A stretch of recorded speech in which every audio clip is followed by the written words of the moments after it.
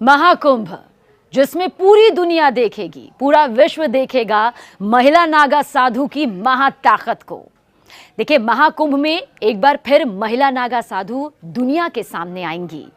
मगर क्या आप ये जानते हैं कि महिलाएं नागा साधु आखिर कैसे बनती हैं? इनकी महिमा क्या है, इनकी महाताकत क्या है?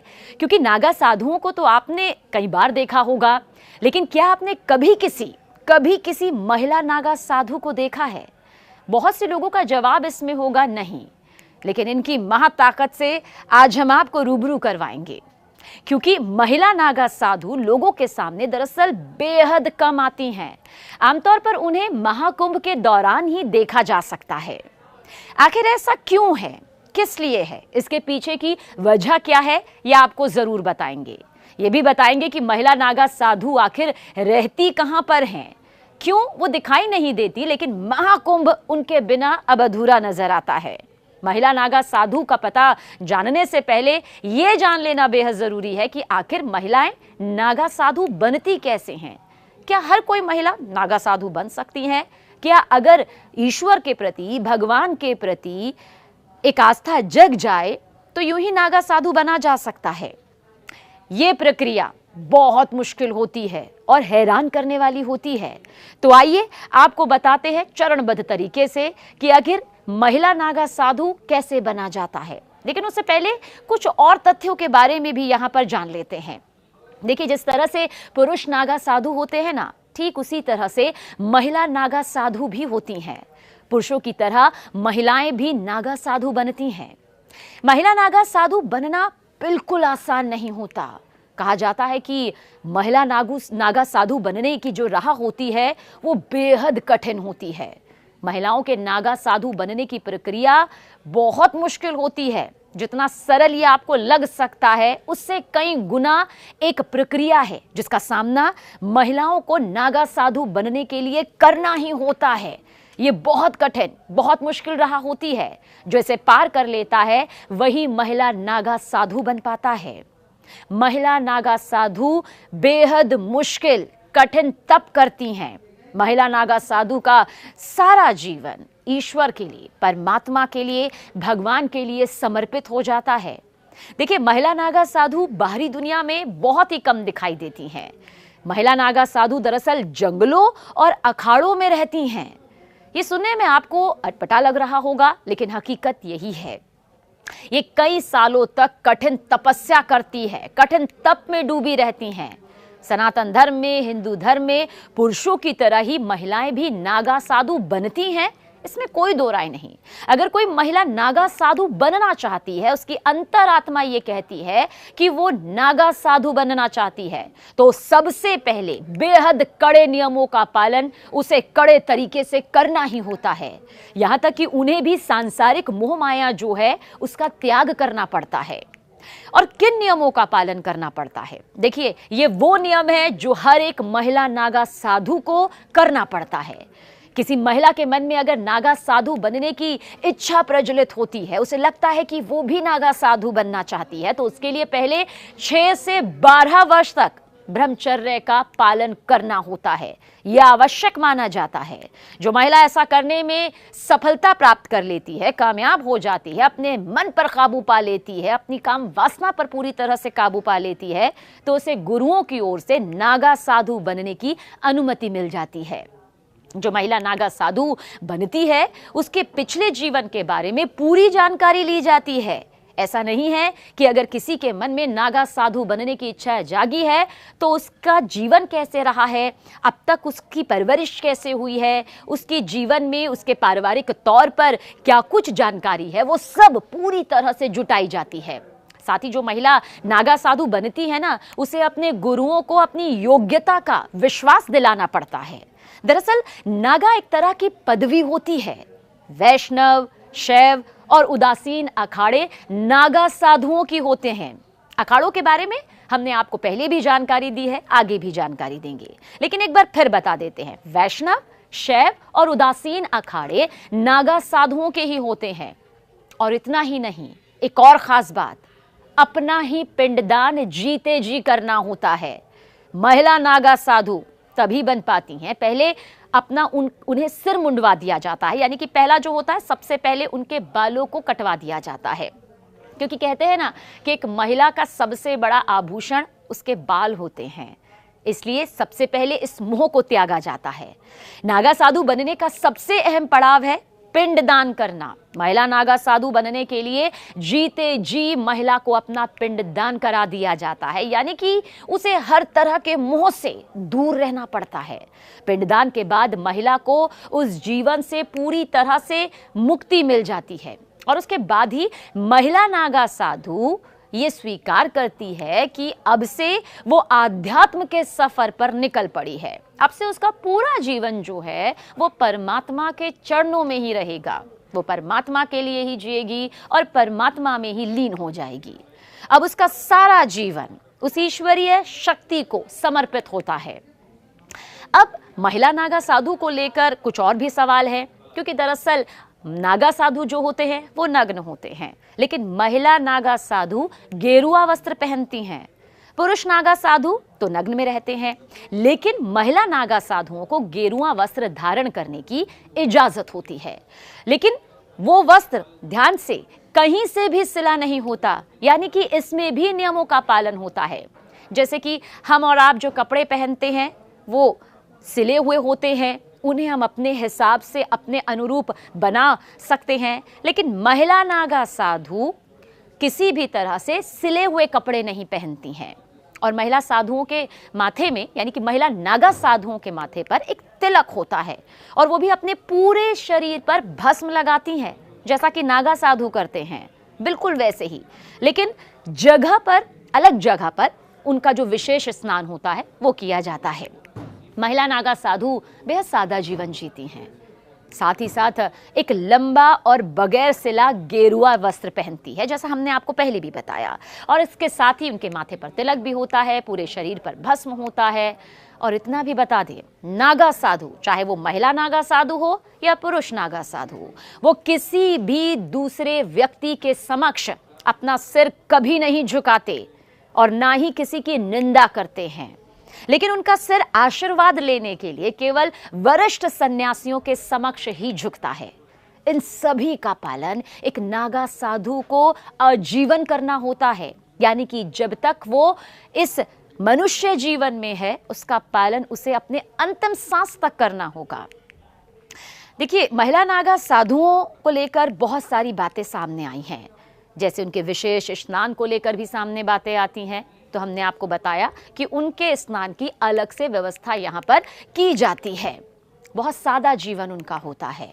आपको ये भी बता दें कि अगर पूरे भारत का जिक्र करें तो नागा साधुओं की जो संख्या है वो 5 लाख से ज्यादा है।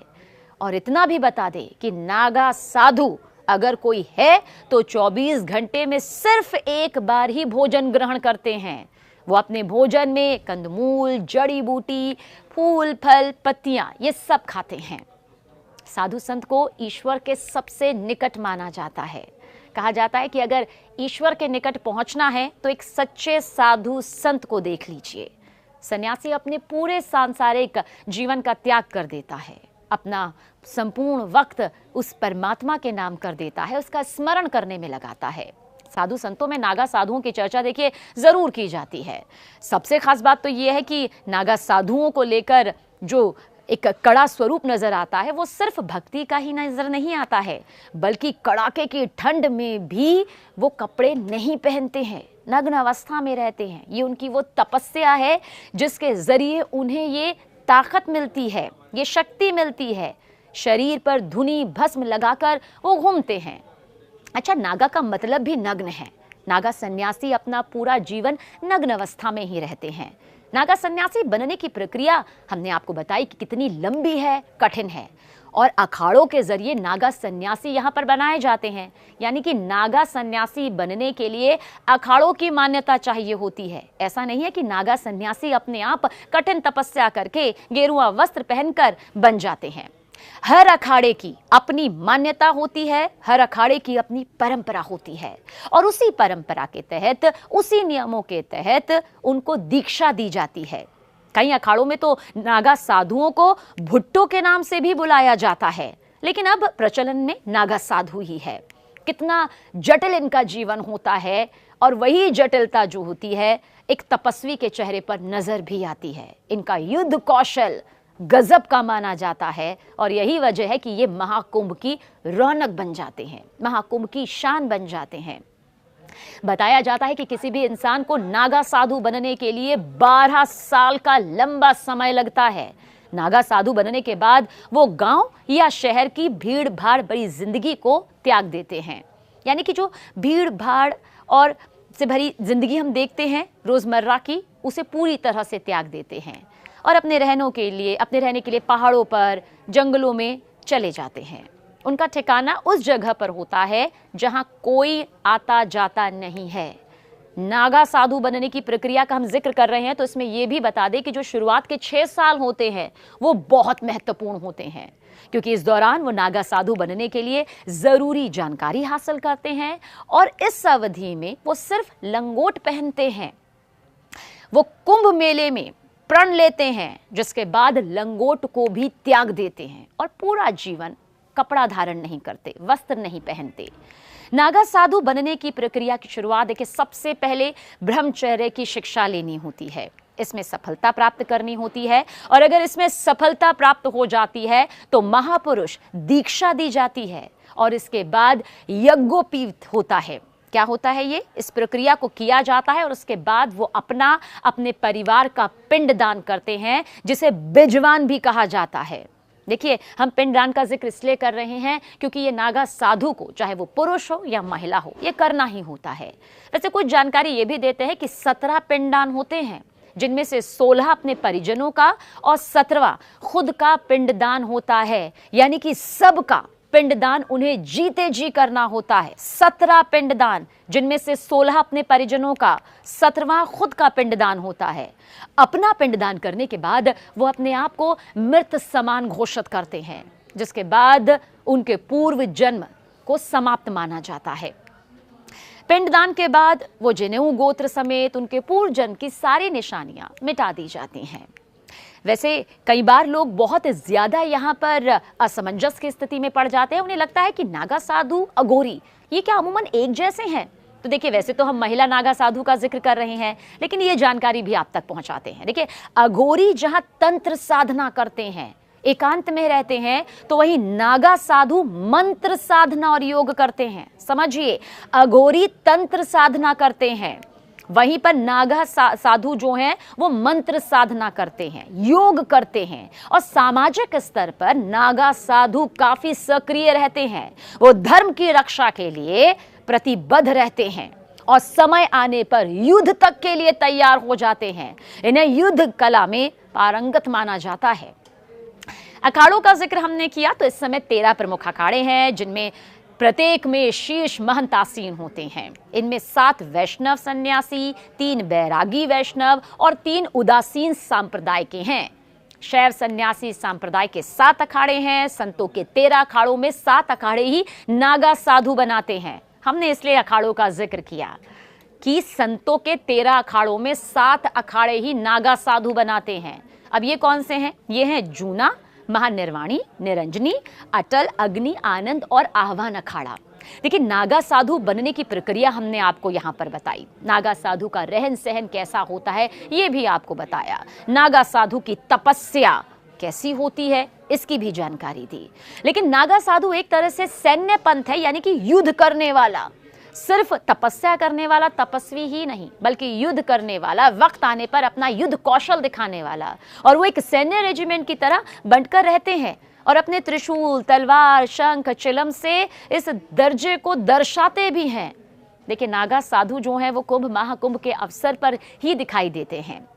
कुंभ मेले में नागा साधुओं को लेकर खास आकर्षण भी रहता है और भारतीयों के साथ ही जो विदेशी श्रद्धालु आते हैं, विदेशी सैलानी आते हैं, इन्हें जानने की चाह उनमें भी उतनी ही नजर आती है। दिगंबर का मतलब आपको बताते हैं कैसे ये इससे कनेक्ट हो जाता है। दिगंबर का मतलब जो आकाश को ही अपना वस्त्र मानते हों, यानी जिन्हें लगता हो कि ये पूरा आकाश जो है ना, वही उनका वस्त्र है, वही कपड़ा है, वही उनका शरण है। कपड़ों के नाम पर पूरे शरीर पर धुनी की राख लपेटे नागा साधु कुंभ मेले में विशेष स्नान के समय ही खुलकर सामने आते हैं और विशेष स्नान, जिसे शाही स्नान कहते हैं, समय समय पर अपनी मंडली के साथ आचार्य महामंडलेश्वर श्री महंत के रथों की अगुवाई करते हुए शाही स्नान कर पुण्य प्राप्त करते हैं। वैसे ये भी बता दें कि राजा भी नागा साधुओं का सहयोग लेते थे। विदेशी आक्रमण की स्थिति में, विदेशी आक्रमण के हालात में कई बार ऐसा हुआ जब राजा महाराजा भी अखाड़ों के नागा साधुओं का सहयोग लिया करते थे। इतिहास में ऐसे कई युद्धों का बखान भी मिलता है, जिक्र मिलता है, जिनमें 40,000 से ज्यादा नागा योद्धाओं ने हिस्सा लिया, अपना युद्ध कौशल दिखाया। अहमद शाह अब्दाली के मथुरा वृंदावन के बाद गोकुल पर आक्रमण करने पर नागा साधुओं ने मुकाबला करके गोकुल की, कहा जाता है कि, रक्षा की थी। भारत की आजादी के बाद इन अखाड़ों ने अपना सैन्य चरित्र त्याग दिया, लेकिन अखाड़ों के प्रमुखों ने भारतीय संस्कृति और दर्शन के सनातनी मूल्यों का अध्ययन किया, अनुपालन किया और संयमित जीवन व्यतीत करने का आदेश दिया। कोई भी अखाड़ा, चाहे वो कोई भी अखाड़ा हो, अच्छी तरह, पूरी तरह जांच पड़ताल करके ही योग्य व्यक्ति को ही प्रवेश देता है। सबसे पहले लंबे समय तक ब्रह्मचारी के रूप में रहना होता है, फिर उसे महापुरुष, फिर उसे अवधूत बनाया जाता है। अंतिम प्रक्रिया महाकुंभ के दौरान होती है, जिसमें उसका खुद का पिंडदान यानी कि दंडी संस्कार आदि कराया जाता है, जिसे हमने बताया बिजवान भी कहा जाता है। और अंतिम परीक्षा दिगंबर और फिर श्री दिगंबर की होती है। दिगंबर नागा एक लंगोटी धारण कर सकता है, लेकिन श्री दिगंबर को बगैर कपड़े के रहना होता है। एक बार फिर से बताते हैं, अंतिम परीक्षा होती है नागा साधुओं की दिगंबर और फिर श्री दिगंबर की। दिगंबर यानी नागा एक लंगोट धारण कर सकता है, लेकिन श्री दिगंबर को बगैर कपड़े के रहना होता है और वो इस पूरे आकाश को ही अपना वस्त्र मानता है। तो देखा, जिन नागा साधुओं को आप देखते हैं महाकुंभ में, वो महज सिर्फ साधु नहीं है, उनके पीछे की तपस्या, उनके पीछे की कहानी नहीं, बल्कि हकीकत कितनी ज्यादा मजबूत है। और ऐसे ही महिला नागा साधु को भी इसी प्रक्रिया से गुजरना पड़ता है। तो इस बार जब महाकुंभ में आप महिला नागा साधु और नागा साधुओं के दर्शन करें, तो महज दर्शन के तौर पर ना करें, बल्कि समझिए कि आखिर कितनी कड़ी तपस्या और 12 साल का जो लंबा सफर रहा, उसके बाद तैयार होते हैं ये नागा साधु।